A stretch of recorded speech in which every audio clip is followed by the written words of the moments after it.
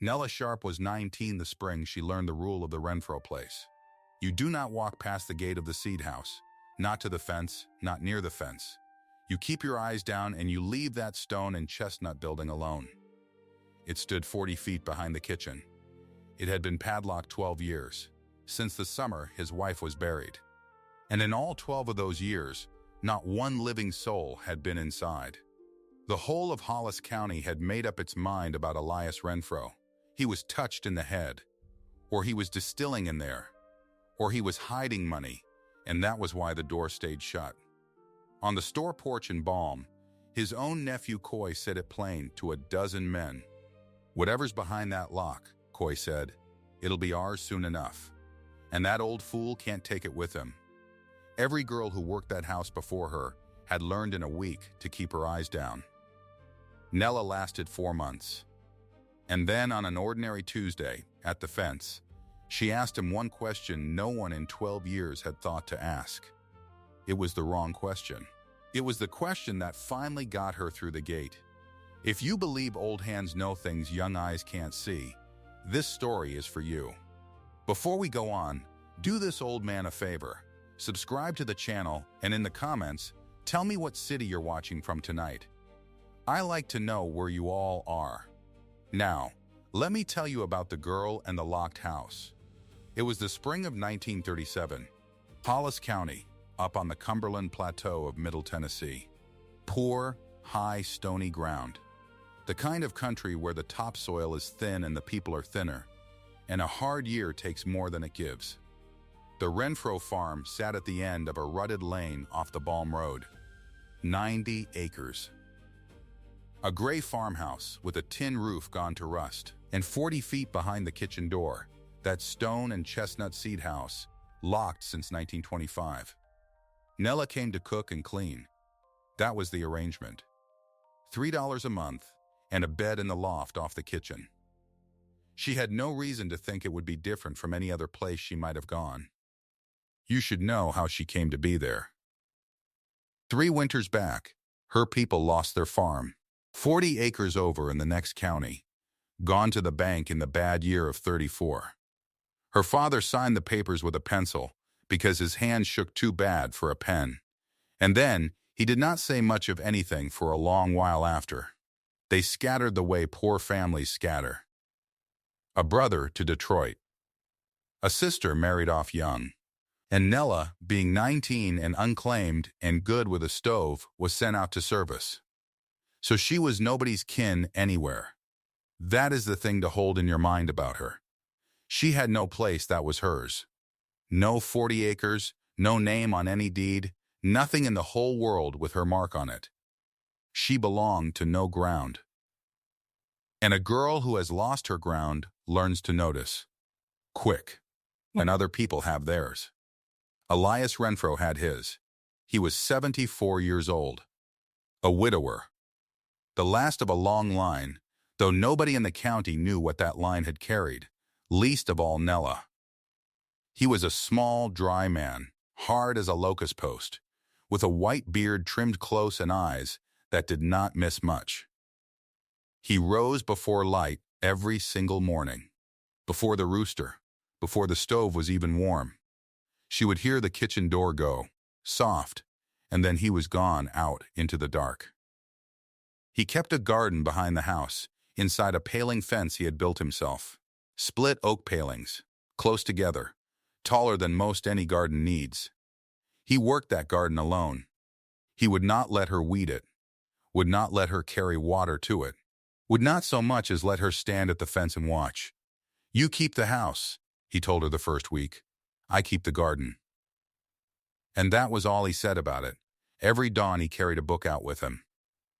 A cloth-bound book, the cover worn soft and dark from handling, tied shut with a bit of string. He took it out at first light, and he brought it back in at dusk, tucked under his arm like a thing that might blow away. She thought it was a Bible, or an account book maybe, farm figures, what he'd planted and what it made. She did not think much about it at all. A man his age, set in his ways, carrying his book. There is nothing strange in that. He spoke, on a good day, maybe 10 words to her. Morning, beans is fine. Leave the light. That was Elias. She cooked, he ate, he thanked her with a nod, and he went back out. For weeks that was the whole shape of it. Two solitary people under one rusted roof, each one alone in a different room of the same quiet. The rule about the seed house she learned the way the last three girls had learned it. Not from a speech. From the way he stiffened the one time she carried the wash line too close to the corner of it. He didn't shout. He just stopped and looked at her and said, "Not past the gate. Not ever." And there was something in how he said it that closed the subject for good. So she gave the building a wide berth after that. The way you'd walk around a dog that had growled at you once. She looked at it, of course. Everyone did. It was a fine old building, better built than the house. Squared stone up to her waist, then hand-hewn chestnut logs above. Chinked tight, a shake roof black with age. Small, no windows to speak of, just one little shuttered opening high up under the eave. And on the plank door, a heavy iron padlock. Old, but oiled, and never once, in her time there, hanging open. He had the key on a cord around his neck. She saw it sometimes at the wash basin when his collar fell open. A little brass key, dark with wear, warm from his skin. Just a padlock. Just a shed. That is what she thought. That is what everyone thought. And that, you understand, was the whole trouble. Because down in Balm, at the feed store, and the church steps, and the crossroads, the county had built that locked house into something. People will do that. Give them a closed door in 12 years, and they will fill the room behind it with whatever lives in their own heads. She heard the theories her first month, from a woman named Ida Cobb who took in washing and knew everything.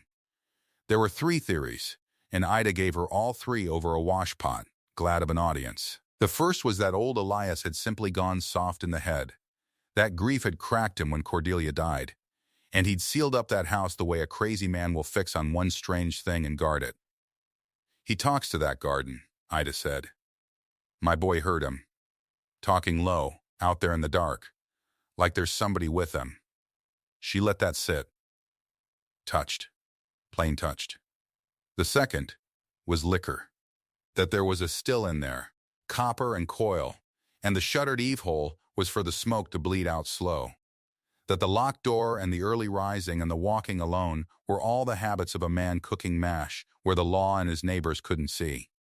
And the third theory, the one Ida liked best and saved for last, was money. That Elias Renfro had never trusted a bank a day in his life, which in 1937 did not sound so crazy.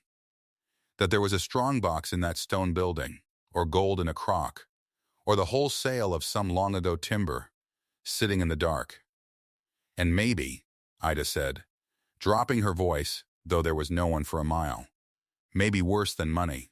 You seal a thing up 12 years. Since the very summer you bury your wife, you have to ask what a man might not want dug up. She let Nella think about that. A body. That was the fourth wall of the room, the one Ida wouldn't quite say out loud. Nella carried those theories home in her head, the way you carry a splinter.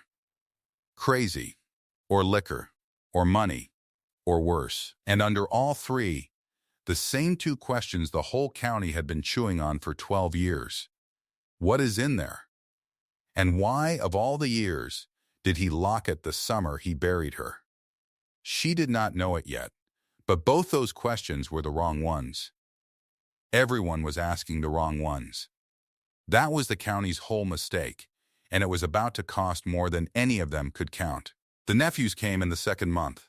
She was shelling peas on the back step when she heard the car, and then the boots on the front porch, 2 sets, heavy and sure. The boots of men who feel they've got a right to a place.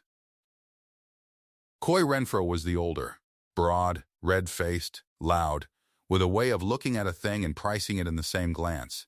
Dwight was younger and quieter and hung a little behind his brother, but his eyes were busy too. Busier, maybe. They didn't knock. They walked in like it was theirs already, and in a way, in their minds, it was. They were the blood. The only blood left. When the old man went, The 90 acres came to them, and everybody knew it, and they knew it best of all. She brought coffee, because that was her place, and she stayed near the kitchen door where she could hear, because a hired girl learns fast that the talk over the coffee is where she finds out how safe her situation is. They talked crops, a while, and weather. Then Coy leaned back and said it easy, like a small thing. "Uncle Elias, when you gonna clear out that old shed back there, for it falls in on itself? Stone's good, we could use the stone." Elias said nothing. He was looking into his coffee. "Man your age," Coy went on. "No sense hanging on to junk. Whatever's out there's just rotten. We could get it hauled off in a day. Clean the whole place up." He smiled when he said it, but the smile was for a thing he'd already decided. Dwight added, softer, "Just don't want to see you struggling with it, is all." And still Elias said nothing. He set the cup down. He got up, slow, the way an old man gets up, and he walked out the back door toward the garden, and the screen slapped shut behind him, and that was his whole answer. The nephews looked at each other. Coy shrugged and grinned, the grin of a man who can wait, because time is on his side. Nella watched him go across the yard to the paling fence, and she saw something she filed away without understanding it. When Elias reached the fence, his shoulders came down. Just a little. The way yours do when you finally get inside your own door and out of the weather. Whatever was behind that fence, it was the one place in the world where the old man could breathe. And 2 young men in his front room had just spent his coffee pricing the stone of it. But the day the whole thing broke open in front of everybody was the day at the feed store in Balm. That was the day Nella first understood there was more to this than a crazy old man and a locked door. She'd ridden in on the wagon with him to fetch flour and nails and to hold the mule while he went in. But it was cold, and she followed him in out of the wind and stood back by the door among the harness and the seed bins, and that is how she came to see it. There was a man holding court by the counter, a stranger, city clothes, a good gray hat, a drummer's easy loud way of talking to a room. He had a sample case open on the counter, and in it little cloth sacks, each one tied with a bright printed tag. His name was Harlan Voss. He was an agent for the Sterling Hybrid Seed Company, come down south working the counties after the drought of '36 had scared every farmer half to death about his yields. He was good at his work. You had to give him that. He had a dozen men leaning in. He was telling them about next spring's hybrid corn. Double the yield, he said. Straight rows, even ears, stands up to wind, ripens all at once for the picker. Progress, boys, he said. This is progress. You buy the seed from us, fresh every spring, and every spring you get a crop your daddy couldn't have dreamed of. The old ways are dying. This is the future, right here in these little sacks. And the men nodded, because they were poor and scared, and a man in a good hat was telling them there was a way out of the fear. Then Voss saw Elias. He'd been told, maybe on the porch, who the little old man was. And a salesman never lets a good target walk by. He raised his voice so the whole store would turn. Now here's a man, Voss said, warm and smiling, pointing his cigar. Mr. Renfro, famous in these parts, I hear. Got a whole building full of the old seed, locked up like it's the bank. He chuckled, and the men chuckled with him, glad of the sport. Tell you what that is, boys. That's a museum. That's a museum of dead corn. Man's out there farming a graveyard while the rest of the world moves on. The store laughed, not a little. A real laugh. A dozen men, and the loudest of all, right up front, were Coy and Dwight Renfro, slapping the counter, laughing at their own uncle to please a stranger who'd have their business by spring.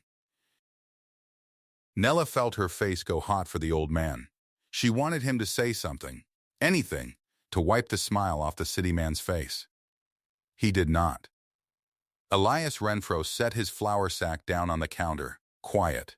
He looked at Harlan Voss for one long moment, and there was no anger in it that Nella could see. There was something else. Something almost like pity. though pity for who she couldn't have said. And then he picked up his sack, and he turned, and he walked out of the store, past her, out into the cold, without one single word. The laughter followed him out the door. She hurried after. He climbed up on the wagon seat and took the lines, and didn't speak the whole way home, 4 miles, jolting over the frozen ruts. But once, only once, about halfway, she heard him say something under his breath. So low she almost missed it, meant for no one, maybe not even for himself.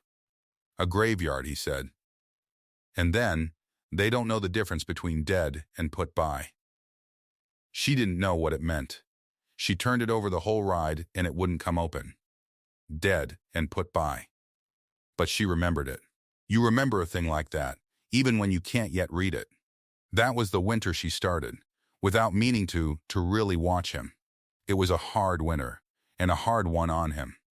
There came a bad spell in February, a cough that pulled down into his chest, and it put him in the bed 2 full days. 2 days, and it near killed him, not with the sickness, but with the lying still. He kept trying to get up and get to the garden, and his legs wouldn't hold him, and she'd hear him sink back down on the rope bed and lie there, breathing like a man who'd run a race. She brought him broth. He'd take a little, and then he'd look toward the window, toward the back of the house, toward that fence, with a look on him she finally had a word for. It was fear. Not fear of dying. She had seen men afraid to die, and this was not that. It was the fear of a man who is not finished, and can feel the time getting short.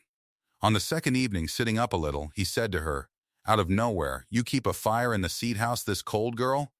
"No, sir," she said. "You told me never past the gate." "That's right," he said. "I did." And he shut his eyes. But his hand on the quilt had closed into a fist, and she understood, dimly, that there was something out there in the cold that he was afraid for. Not afraid of, afraid for. As if it could suffer. She began to notice the garden then, really notice it, in the way you finally see a thing you've walked past 100 times. It was not an ordinary garden. She'd grown up with gardens, she knew a garden, and this one was strange from the ground up, and the strangeness had a shape to it. It was too careful. It was laid out like a thing planned on paper. There was the corn. He grew 2 patches of corn, and here was the first thing that made no sense to her. He grew them a great distance apart, absurdly far. One patch up by the fence, and the other clear down at the bottom corner of the field, a 1/4 mile off, in its own little fence plot, when any farmer with sense plants his corn all together in one block to save the work. 2 little patches, far as he could put them and still call them his. She could not think why. And there was the way he'd pull things up. She watched him one thaw afternoon, from the kitchen window, walk down a row of young corn and stop and study a plant that looked to her every bit as good as the ones beside it, green and thriving, and pull it clean out of the ground and carry it off. A healthy plant. Then another. 3 rows over. He did it slow and careful, and he studied each one hard before he chose. It looked, to anyone from the store porch, exactly like a crazy man pulling up his own good corn. But she'd stopped believing he was crazy. It wasn't crazy. It was a rule. She just didn't know the rule. And the beans. He grew beans up poles, and on some of the vines, not all, he'd tied a little twist of wax string, red wax string, low down on the stalk. Some vines got the string, some didn't. And the ones with the string he treated different, watched closer, and when a pod dried on a string vine, he picked it separate into a different can. She counted it out over weeks. It was a system. Marks, and separations, and distances, and choosings. Every bit of it deliberate.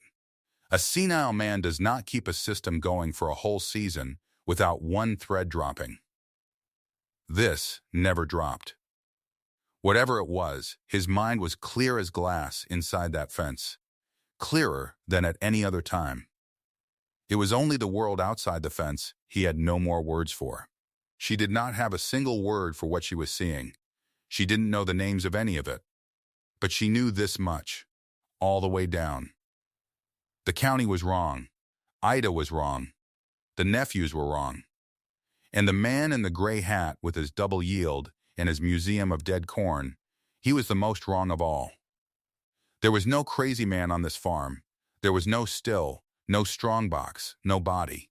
There was an old man doing something exact and difficult and important, alone in the cold, running out of time, and the whole world had decided to laugh at him for it. And she found, to her own surprise, that it made her angry.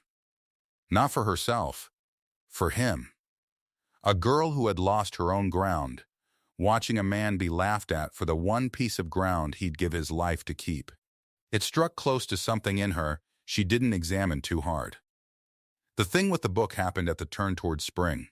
She came around the corner of the house, one gray morning, arms full of stovewood, and there it was, the cloth-bound book, lying on the porch rail, where he must have set it down to work a splinter or fix his glove, and forgotten it, just for a minute, alone, untied even, the string hanging loose.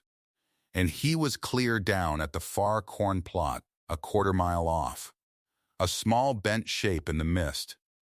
She was alone on the porch with the one thing he never let out of his hands. Reader, she wanted to open it. I won't pretend she didn't.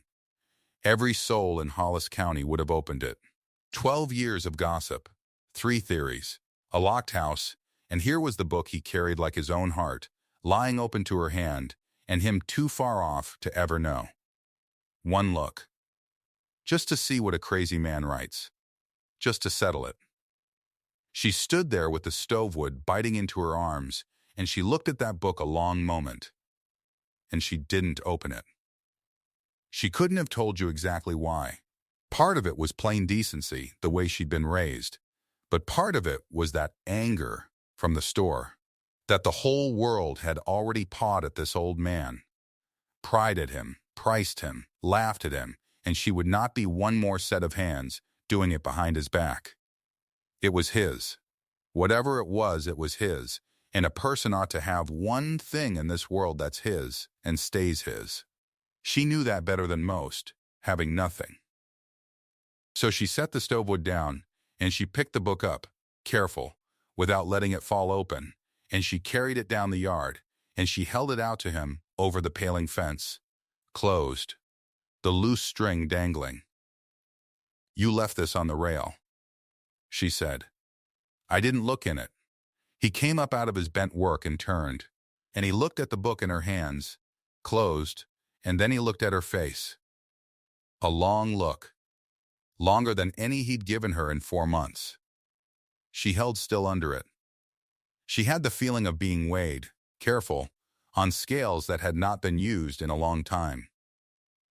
You didn't look, he said. It was not quite a question. No, sir, it's yours. He took the book back. His fingers, when they brushed hers, were cold and hard and steady. And something moved in that dry old face, something that came up slow and went down again. And if she'd had to name it, she'd have said it was surprise. As if she had done a thing he had stopped expecting anyone, anywhere, to do. He didn't thank her. He just held the book to his chest and turned back to his corn. But it was different after that. She couldn't say how. Only that the quiet between them had changed its temperature. Something had been decided in him, or half decided, and she felt it without understanding it, the way you feel weather coming. It was 3 or 4 days later, and it was a Tuesday, an ordinary gray Tuesday early in the spring, that the thing happened that no one in 12 years had ever done. She had brought his dinner down toward the garden, in a tin pail, the way she'd taken to doing since his sickness, so he wouldn't have to climb clear back to the house in the middle of his work. She stopped at the gate, always at the gate, never past it. That was the rule, and she'd kept it for 4 months without a thought. He was inside the fence, kneeling in the dirt over a row of little seedlings just up, sorting them with 2 fingers, gentle as a man handling something newborn. She could see the padlocked seed house beyond him, gray stone in the gray light, and she stood at the gate with the pail, and she watched him a moment, this old man on his knees in the cold dirt, tending a thing the whole world had named a graveyard. And here is where every other girl, and every man in the county, and every soul who ever wondered about the Renfro place, had asked the same wrong question. What's in there? What's he got locked up? What's he hiding? 12 years, and every mind in Hollis County had circled that same closed door, asking the same thing about a room. A thing, an object, a dead, still, locked away thing you could name and price and haul off in a day. Nella did not ask that. She was not thinking about the locked house at all. She was watching his hands in the living dirt, and the 2 corn patches a quarter-mile apart, and the red string on the bean vines, and the healthy plants pulled up on purpose, and the fear in a sick man's eyes for something out in the cold. She was watching all of it, the whole careful, patient, deliberate life of that fenced ground. And the question that came up in her was not about a room at all. She set the pail down on the top of the gatepost, and she said, quiet, not even meaning much by it, just wanting to understand the man she'd come to be angry for. Mr. Renfro, what are you growing in there? He stopped moving. Not the way a man stops when he's thinking of an answer. The way a man stops when the ground has shifted under him. His 2 fingers went still in the dirt. His head came up, slow, and he turned and looked at her across the little seedlings. And in 12 years, in all the 12 years since he'd turned that key the summer he buried his wife, no living soul had ever asked him that. They asked what was in there. Not one of them. Not the county, not the kin, not the man in the gray hat. Not a single one had ever thought to ask what was growing. And she saw it hit him. She saw something break open in the old man's face. Something held shut so long it had rusted. And she didn't understand yet what she'd done, or what that little change of one small word was about to unlock. She only knew that she had, without meaning to, asked the one question that mattered. And that Elias Renfro was rising up off his knees in the dirt now. Slow, his cold eyes fixed on her, his hand going up to the cord at his neck where the little brass key hung warm against his skin. He lifted the cord over his head. The little brass key came up warm from under his collar, and he held it in his fist a moment. The way a man holds a thing he has carried so long, it has worn a smooth place in his palm. He looked at her. Then he looked at the seed house, then back at her. You want to know what I'm growing, he said. It wasn't a question. It was a man saying a sentence out loud that he had waited 12 years to say. Yes, sir, Nella said. I do. He came out through the little gate in the paling fence. He walked past her, past the corn, past the tin pail on the gatepost with his dinner going cold in it. He walked to the stone and chestnut building 40 feet behind the kitchen, and he put the key to the heavy iron padlock, and the lock came open, oiled, and quiet, the way a thing comes open when it has been tended even while it stayed shut. He pushed the door in. Dust turned in the light. Come on then, he said. And Nella Sharp walked past the gate.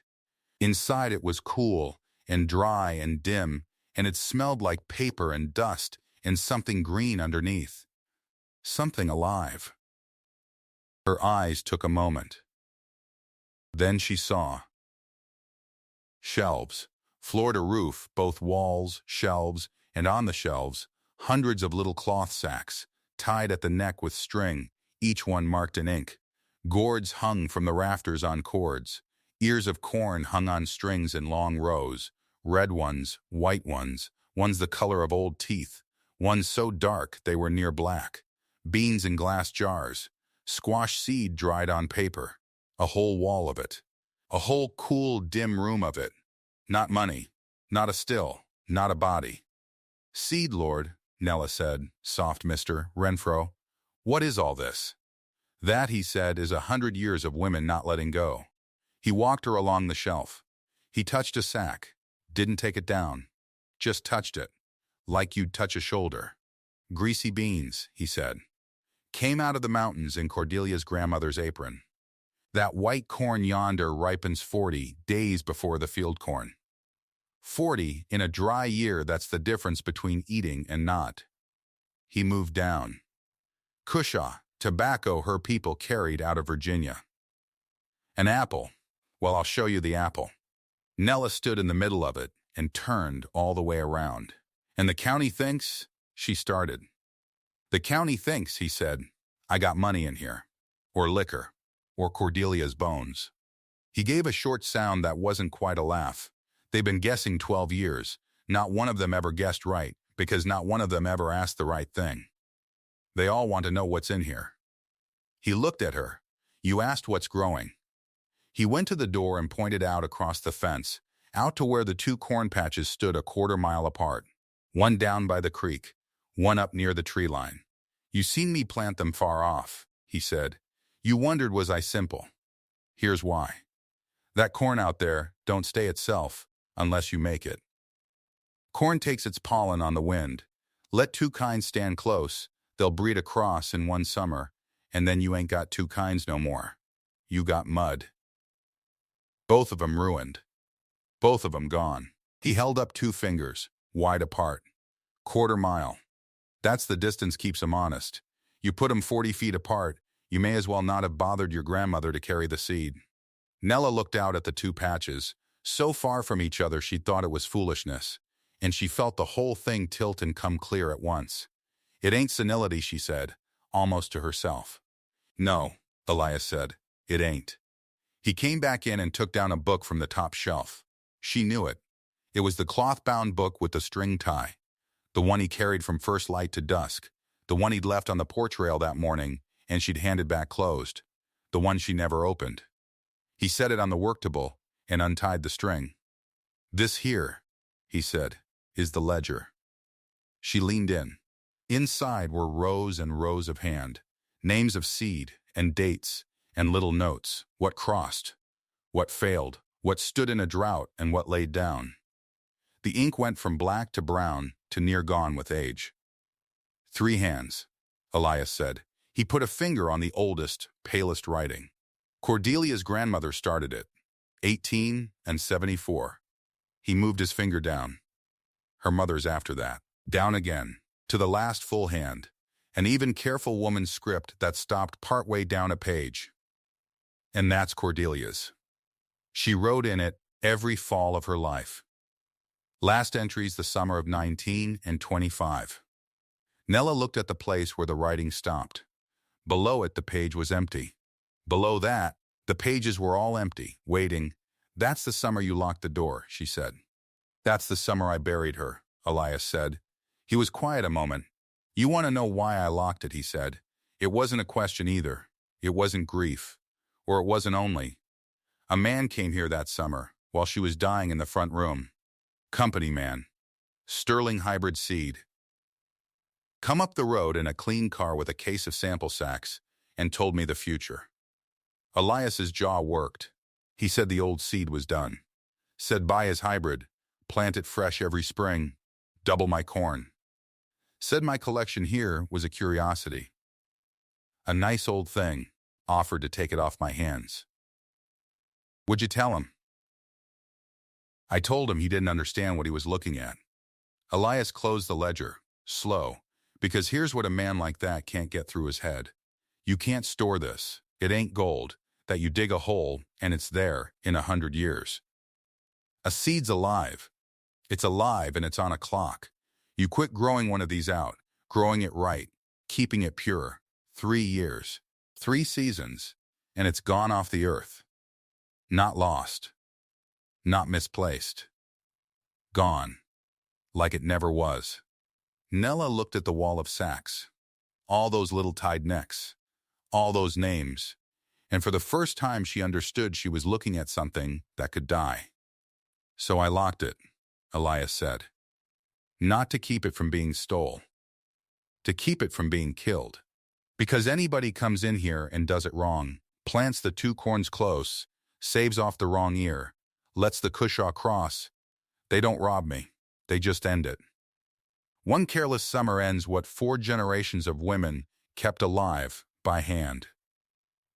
He looked at her. You can lock up a thing.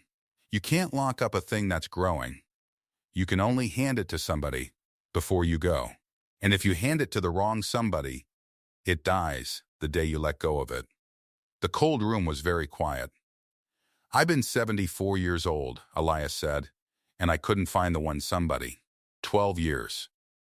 Girls come and go through this house. Every one of them kept her eyes down and thanked God for it. Kin's out there measuring my acres. That company writes me a letter twice a year. He shook his head, and I got no one.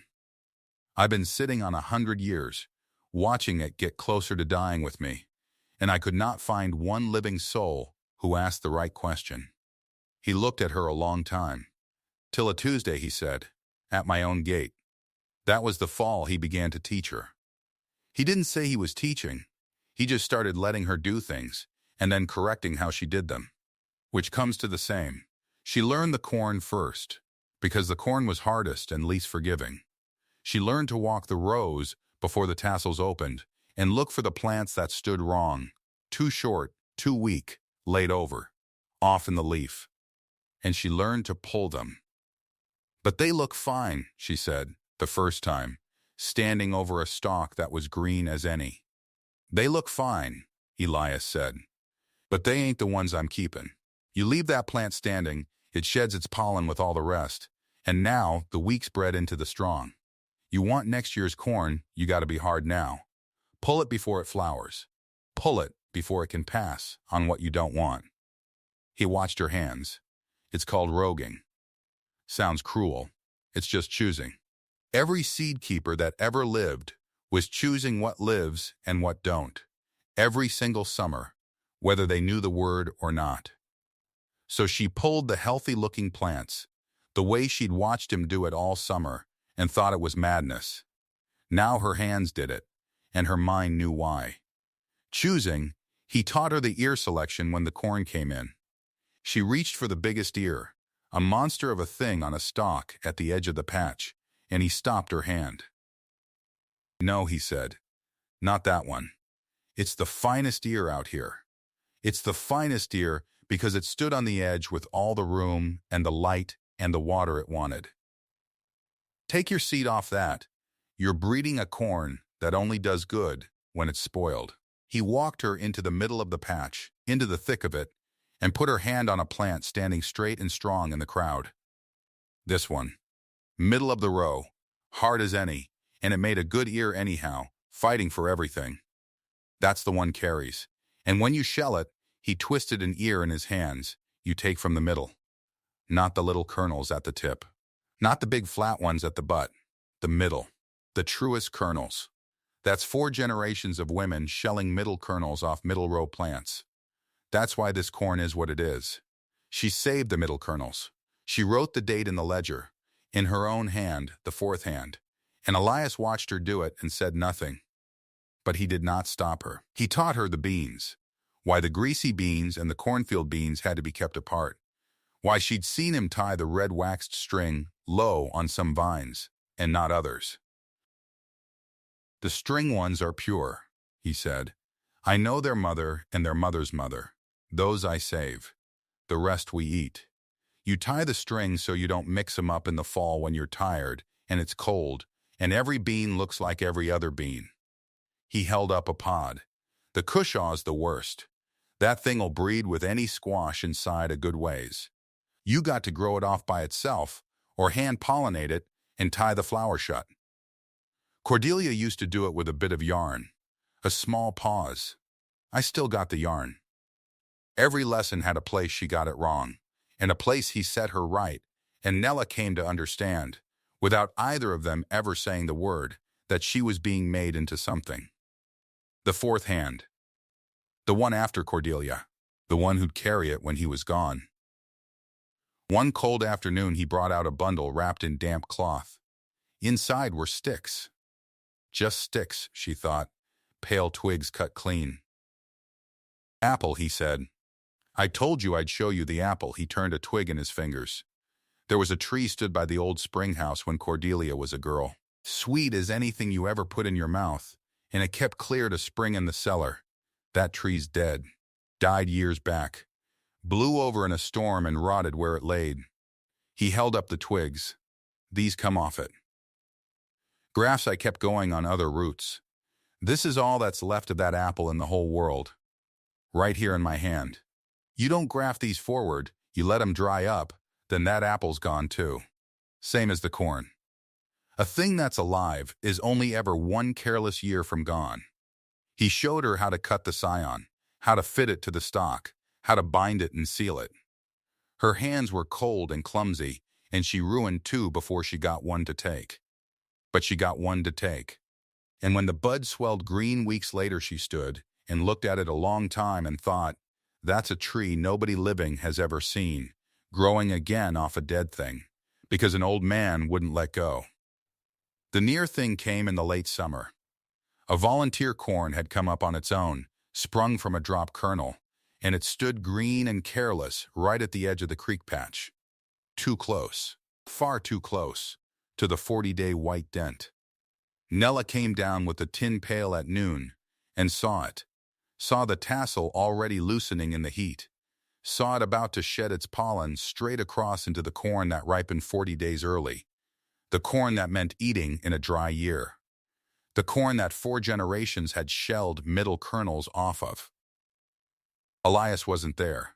He was up at the house, laid low with one of his spells. She didn't run for him. She didn't stand and wonder. She set the pail down, and she went in over the vines, and she took that volunteer stalk in both hands, and she pulled it.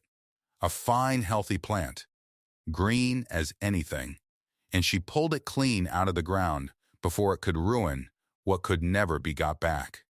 She was standing there with the dirt on her hands and the stalk at her feet when she looked up and saw Elias at the fence. He'd got up out of his sickbed and come down slow. A quarter mile off it must have felt to him, and he was leaning on the paling and watching her. He'd seen the whole of it. He'd seen her see it and know it and end it, unbidden, with no one to tell her. He didn't say anything. He didn't have to. That night, for the first time in 12 years, he let the ledger leave the seed house. He put it in her hands at the kitchen table. "Keep it in the house tonight," he said. "You'll want to write the volunteer down, date and what you done."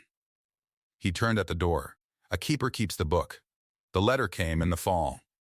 It was on good paper, from the Sterling Hybrid Seed Company, and it made an offer for the historic Renfro collection. Entire, a figure typed clean in the middle of the page. Elias handed it to her without a word, and she read it, and her breath caught, because it was more money than her family's 40 acres had gone to the bank for, more money than she'd ever seen written down. "That's a lot," she said. "That's a trophy price," Elias said. "That man don't want to grow it. He wants to own it. Set it on a shelf and say he's got the old varieties, and it'd be dead in 3 years on his shelf, and he'd never know. Because a company like that don't grow anything twice. They sell you new every spring. That's the whole business. You can't save their seed. Buy again, buy again, buy again, till you die." He folded the letter. "This here is the opposite of what we do. It's the exact opposite, and it looks like a fortune. That's why it's dangerous." But the letter had been seen. Coy had been on the porch when the mail came, and Coy read faces, and Coy told Dwight. And now the two nephews knew there was a number on the shed at last, and to them, a number meant they'd been right all along. Money, money in the seed house, just like the county always said. Elias didn't get to fight that fight. His health broke for good that winter, the way an old tree goes, standing 1 week and down the next.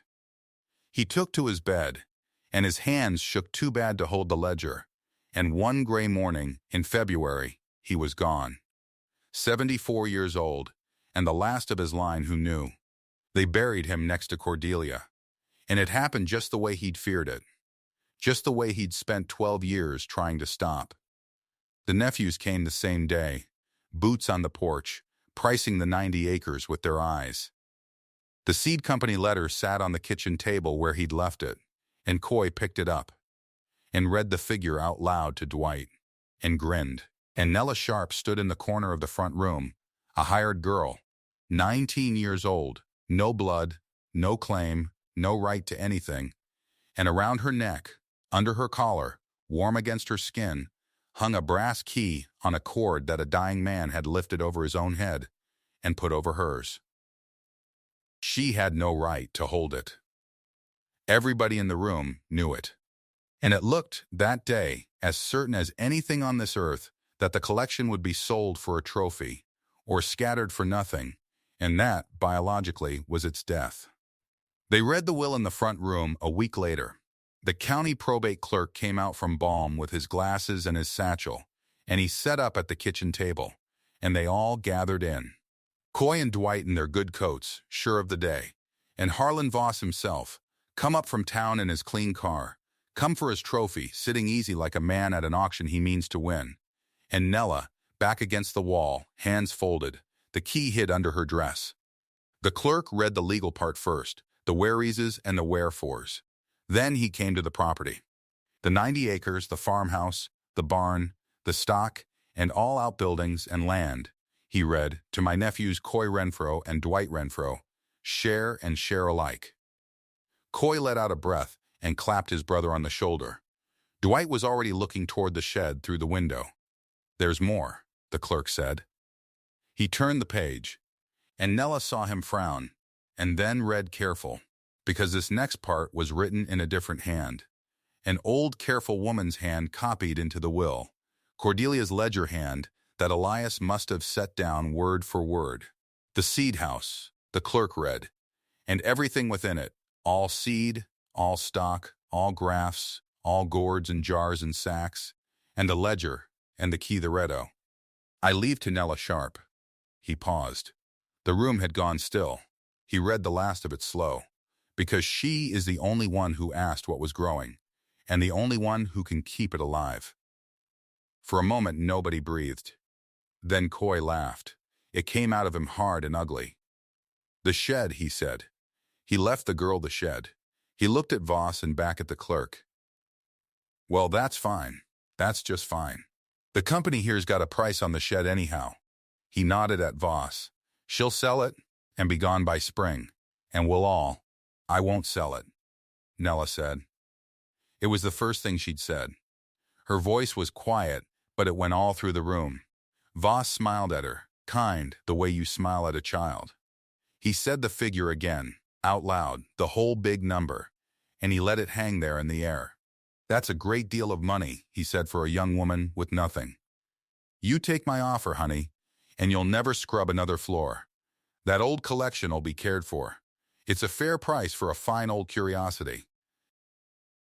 Nella crossed the room. She had the ledger with her. She'd kept it in the house since the night of the volunteer corn. And she set it on the table and opened it. And she turned back through the brown ink and the black ink to a page near the end of Cordelia's hand, to a note the dying woman had written in the summer of 1925. You want me to read you something, Mr. Voss? She said. It's your own company. Says so right here.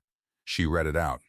It was Cordelia's plain record of the very day a Sterling agent had come up the road with a case of samples and told a dying woman's husband the old seed was finished, and offered to buy it, and been turned away. 12 years back. The same words, the same promise, the same case of sacks. She closed the book. You didn't understand it then, she said, and you don't now. You think you're buying a thing, but there ain't a thing to buy. These varieties don't live in the sacks, Mr. Voss. They live in the growing. In somebody putting the two corns a quarter mile apart, and pulling the off types before they flower, and saving the middle kernels off the middle row plants every single year, forever. That's what it is. That's the whole of it. You buy these sacks and set them on a shelf. They're dead in 3 springs and you'll never even know the day they died. She looked at him steady. You can't buy the doing. And the doing ain't for sale. Harlan Voss opened his mouth. And nothing came out. Because there was no answer to it. His offer had been for a thing, and there was no thing, there was only a process, and a process cannot be carried off in a clean car. His whole big number collapsed right there on the table, in front of the men who'd have crawled for it, and he knew it, and worst of all, the nephews saw him know it. Coy went out and stood in the field a while. Nella found him there when she carried the clerk's water out. He was looking at the 90 acres that were his now, the good bottom land and the timber and the house, and he had a strange look on his face, like a man who'd won the pot and just now counted it and come up short. It's just seed, he said. He didn't even say it mean. He said it like he was trying to make it true. It was, Nella said. Now it's mine. And Coy Renfro stood in a field he owned and understood, slow, that he held the dirt and not the thing that had made the dirt worth keeping. Dwight went for the letter. He'd had it in his head, the whole reading. The number, the number, the number. He picked the sterling letter up off the table and read it again. And this time he read it different. Because now he understood who it was addressed to. It was an offer to buy a collection. And there wasn't a collection to buy anymore, not for money. You cannot put a price on a thing that only exists as long as somebody grows it right. The number on the page was a number for nothing. He set the letter down slower than he'd picked it up. And Harlan Voss packed his sample case. He snapped it shut. All those clean sacks of hybrid corn that had to be bought new every single spring, world without end. And he carried it out to his clean car and drove down the road out of Balm. And every man on that porch, every man who'd stood at the feed store the day Voss called the seed house a museum of dead corn and a graveyard and laughed. Every one of them watched him go and understood, finally, the difference between renting a harvest and keeping one, between a corn you buy again forever and a corn that is yours. The county learned it that spring, the whole of Hollis County. What had been behind that lock the 12 years they guessed at it. Not a hoard, not a still, not a body. 100 years of women keeping something alive by hand, and an old man dying afraid there was no one left who understood it was on a clock, and a hired girl with no blood at all who got it because she alone had asked the one question that turned the lock. The men who'd called Elias Renfro crazy went quiet on the subject. The nephews had their acres and their yearly seed bill coming, if they bought new like everyone else, and the girl had the shed. 2 Aprils came and went.